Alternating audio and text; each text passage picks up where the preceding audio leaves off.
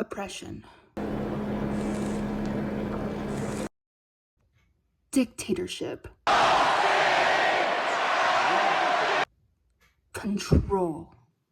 What I'm referring to is one of the most important books of all time, George Orwell's 1984.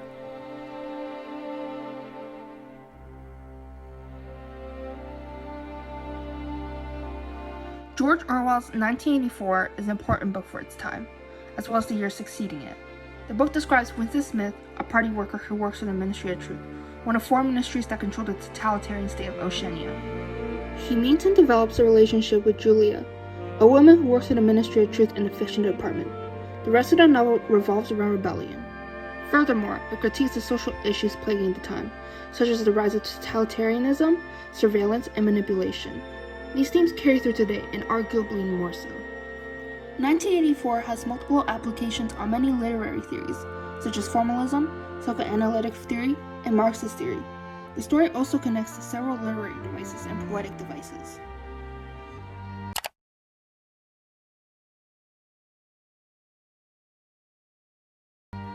For example, formalism is a key component of 1984. On page 156, it reads, "A new poster has suddenly appeared all over London.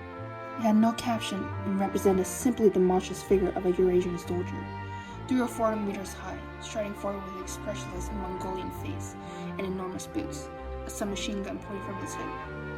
From whatever angle you looked at the poster, the muzzle of the gun, magnified by the foreshortening, seemed to be pointed straight at you." Formalism has 4 questions. What imagery is used? What symbols are used to convey a message? What is the theme?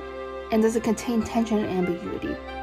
The imagery used to convey the meaning is the entire passage, which describes the poster with a Eurasian soldier striding blankly with his gun pointing straight at the viewer. The symbols used is the gun pointing straight at Winston, which contains some foreshadowing later in the story, where he gets captured by the thought police. Some themes of the story are captured here. War and surveillance. War meaning a fight with Eurasia and East Asia as depicted by the soldier. Surveillance meaning the gun pointing straight at Winston, symbolizing his fear of being caught rebelling. The tension and ambiguity is the gun pointing at the viewer. Whether you are caught secretly rebelling or not, the ambiguity rises whether the party knows or not. Another example is psychoanalytic theory.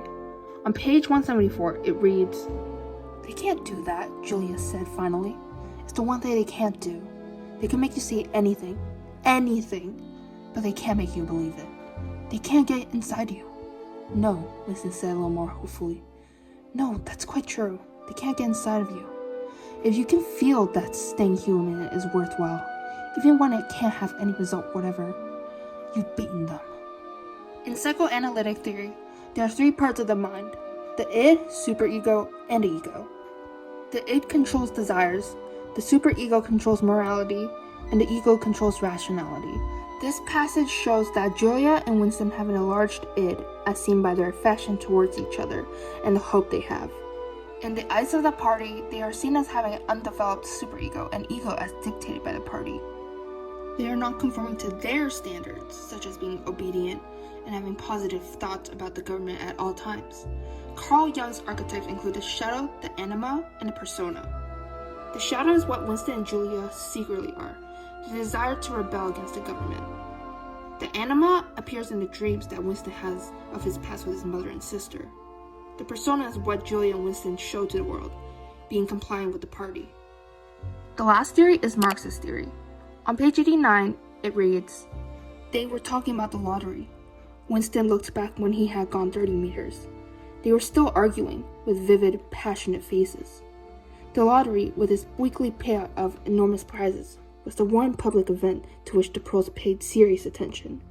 It was probable that there were some millions of pros for whom the lottery was the principal, if not the only reason for remaining alive. It was their delight, their folly, their anodyne, their intellectual stimulant. Where the lottery was concerned, even people who could barely read and write seemed capable of intricate calculations and staggering feats of memory. There was a whole tribe of men who made a living simply by selling systems, forecasts, and lucky amulets. Winston had nothing to do with the running of the lottery, which was managed by the Ministry of Plenty, but he was aware, indeed, everyone in the party was aware, that the prizes were largely imaginary. Only small sums were actually paid out, the winners of the big prizes being non-existent persons. In the absence of any real intercommunication between one part of Oceania and another, this is not difficult to arrange.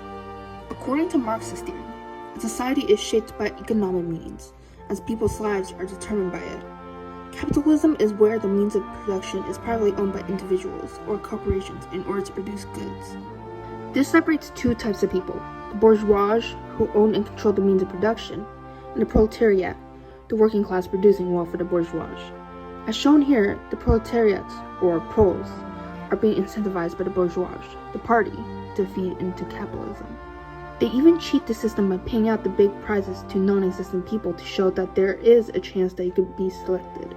It is said that in this theory, that if a society accepts an unfavorable system towards them, they develop a false consciousness. Overall, literary devices such as formalism, psychoanalytic theory, and Marxist theory play a significant role into how 1984 relays its message to its readers.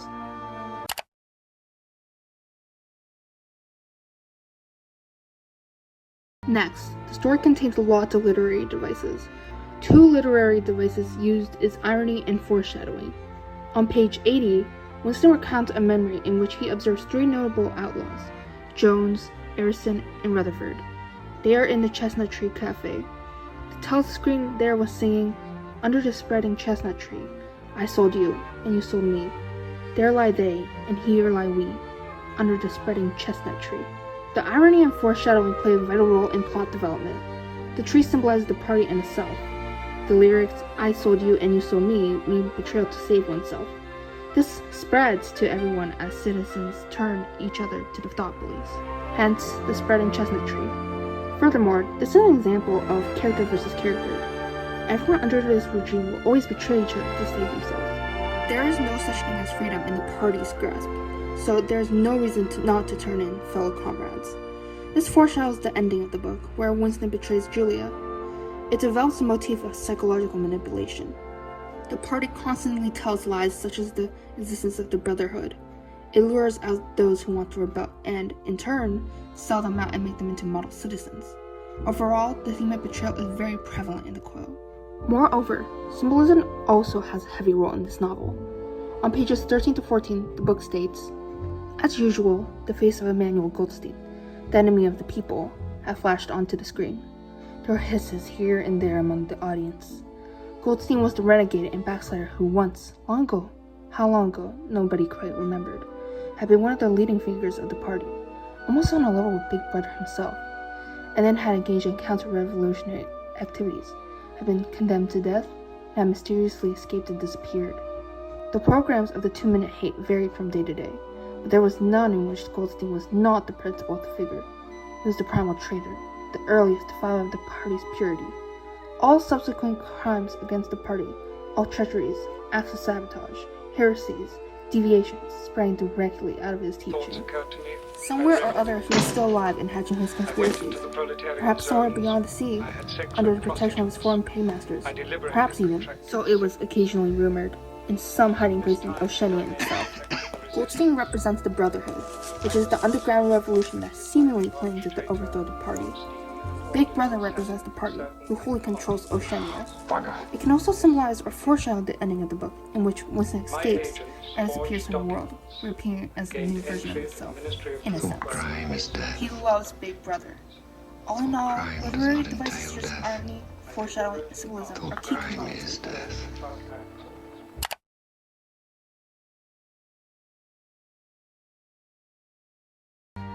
In conclusion, 1984 stands the test of time, being even more relevant today. As I have discussed, the use of multiple literary theories, devices, and themes make this especially poignant today. The language is especially powerful because of its oppression, control, and mutability of the past, and how it describes it.